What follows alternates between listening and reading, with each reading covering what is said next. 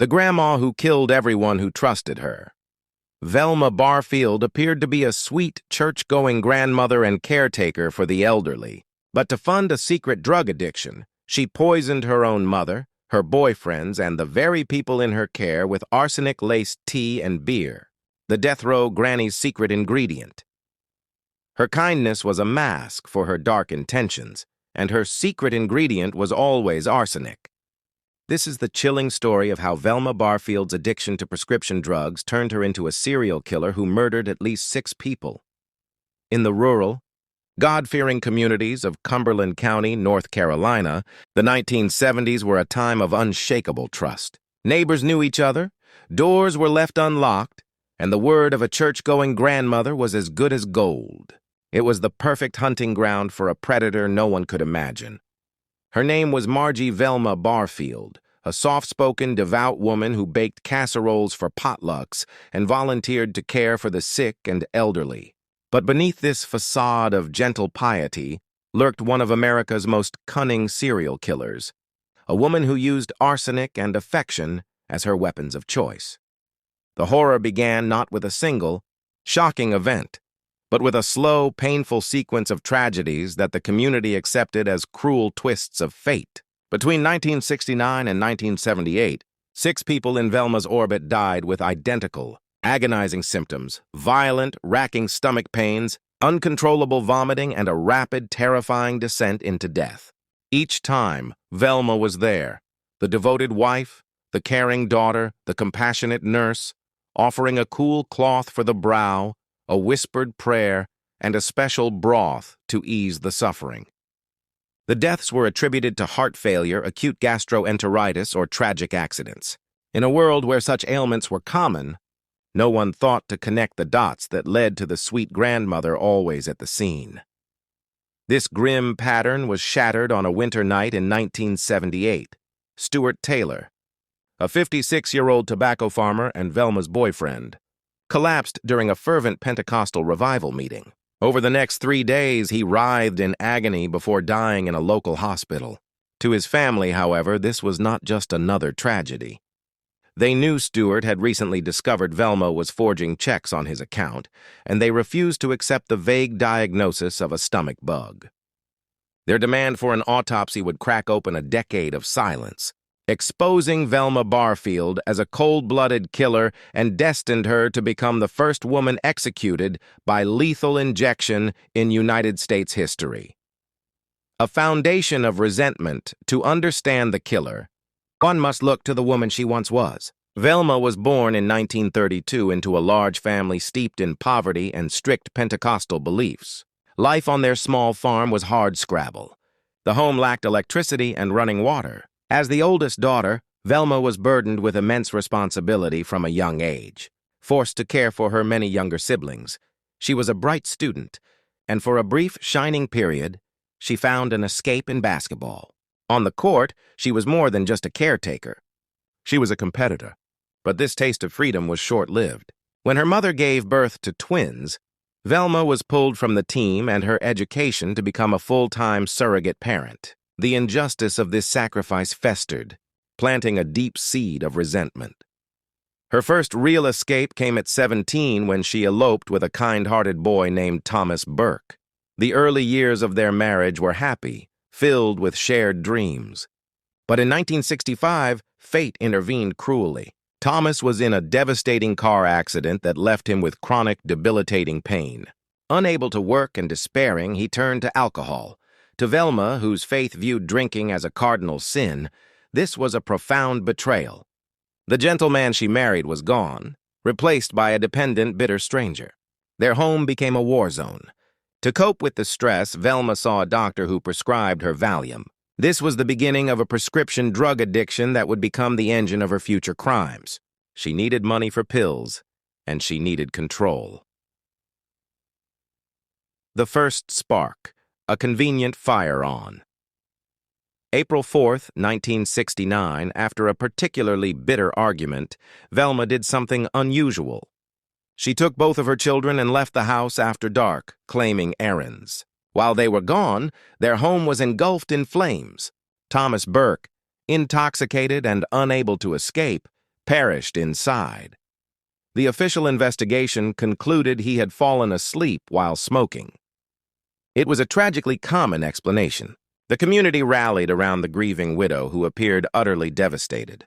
But there were subtle inconsistencies. Neighbors noted that Velma had removed several valuable items in the days before the fire. When the insurance paid out, Velma found herself in a position she had never known, financially secure and free. She had learned a terrifying lesson. Death could be a solution.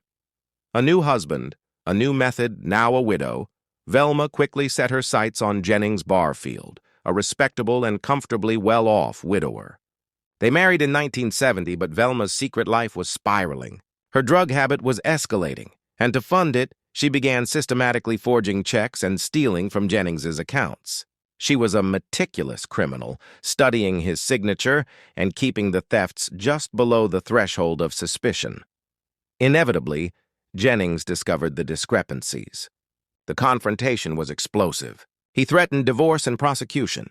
For Velma, this was an existential threat. Divorce would mean poverty and exposure. On March 22, 1971, Jennings Barfield was suddenly struck by a violent, mysterious illness. He died in the hospital, his death certificate reading acute heart failure. The devoted widow wept at his funeral. No one questioned it. Velma had now perfected her method. Arsenic-based rat poison, carefully administered, mimicked the symptoms of a severe gastric ailment perfectly. It was untraceable without specific suspicion. Crossing the unthinkable line, now a wealthy woman for the second time, Velma moved back to be near her aging parents. She presented herself as a doting daughter, especially to her mother, Lillian. She took over Lillian's finances, helping with bills and banking. In reality, she was systematically draining her mother's savings. When Lillian, confused by her dwindling accounts, began to ask questions, she too was struck by a sudden recurring stomach illness. Velma was always there to nurse her with special broths and teas. These bouts of sickness were, in fact, gruesome experiments. Velma was calibrating the dosage, learning how much poison would cause illness without immediate death. On December 30, 1974, after a particularly severe episode, Lillian Bullard died. The cause was listed as acute gastroenteritis. Velma had murdered her own mother, the woman who gave her life, and had done so without arousing a sliver of suspicion. There was no line left to cross. The caregiver-predator, emboldened and confident, Velma turned her method into a profession.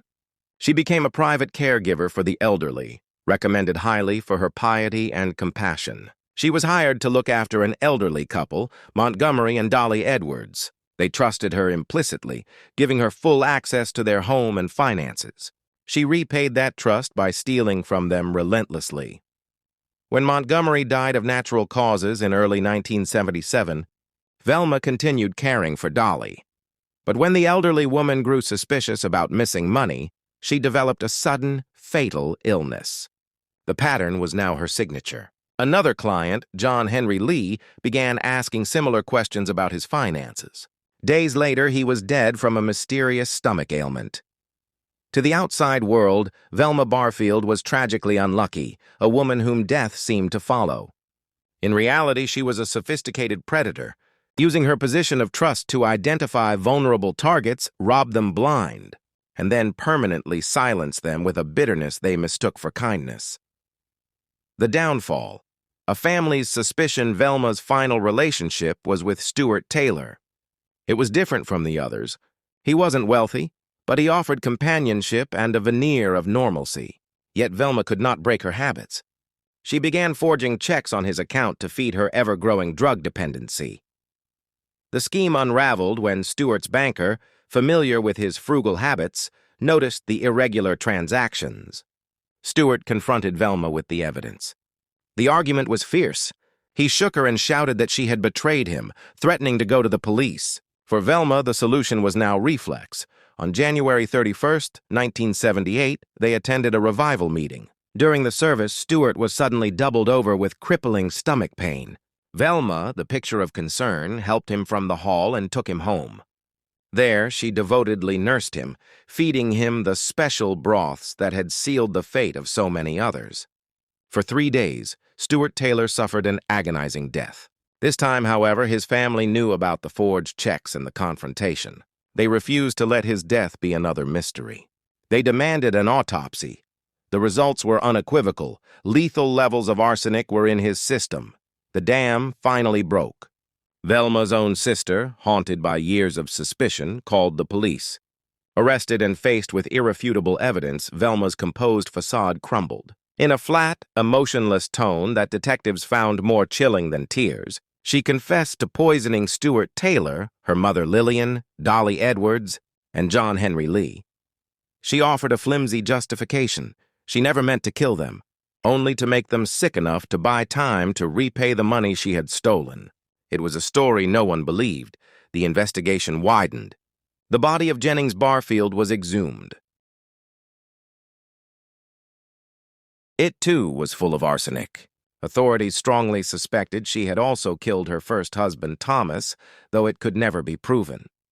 The sweet, church-going grandmother was a calculating serial killer responsible for at least 4, and likely 6, murders. Trial, conversion, and execution, her trial was a national sensation. The defense argued her judgment was impaired by decades of drug addiction and even floated a theory of multiple personality disorder. But the jury saw through it. The image of a woman who methodically poisoned her victims for profit and convenience was undeniable. She was found guilty of first-degree murder and sentenced to death. On death row, Velma underwent a very public and profound religious conversion. She became a model prisoner, leading Bible studies and counseling others. Her transformation attracted powerful advocates, including evangelist Billy Graham, who pleaded with the governor for clemency. They argued she was a redeemed woman, and executing a grandmother was a step too far. But the families of her victims stood firm. Where was Velma's mercy, they asked, when their loved ones were dying in excruciating pain? North Carolina Governor Jim Hunt denied clemency, stating the calculated nature of her crimes demanded justice. On November 2, 1984, Velma Barfield was executed by lethal injection. Her final words were an apology for the pain she had caused. Her last meal was a bag of Cheetos and a Coca-Cola, a bizarrely childlike request from a woman who had orchestrated so much adult evil. The legacy of Velma Barfield is a dark stain on the concept of trust. Her case forced a fundamental shift in how law enforcement and the medical community view unexplained deaths, leading to greater scrutiny and improved toxicological testing, especially in cases involving the elderly and caregivers. She remains a chilling reminder that the most monstrous evil does not always snarl. Sometimes it offers a comforting smile and a poisoned cup of tea, hiding in the last place anyone would ever think to look.